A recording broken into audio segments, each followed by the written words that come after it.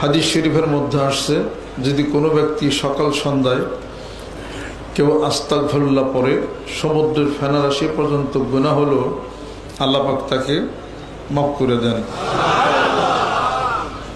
ওই গুনাহ মাফ করে দেওয়ার প্রতিশ্রুতি করেছেন। বান্দা যে গুনাহ করে সাথে সাথে স্মরণে এসে তা থেকে সে ইস্তেগফার কামনা করে, তওবা করে। ইন্নামাত তাওবাতু আলাল্লাহি লিল্লাযিনা ইয়া'মালুনা সুআ বিজাহালাতিন সুম্মা ইয়াতুবুনা মিন করিবিন। তাড়াতাড়ি সে তওবা করে।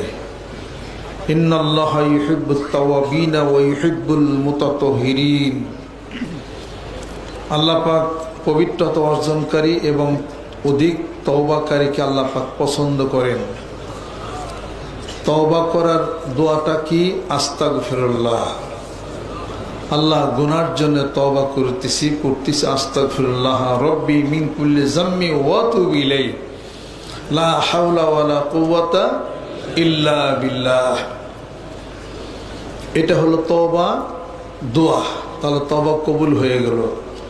সামনে ওই গুনাহটি আর না করা। আল্লাহ পাক বলেন আফাল্লাহু আম্মা সালাফ, অতীতের গুনাহগুলো তোমার মাফ হয়ে গেল।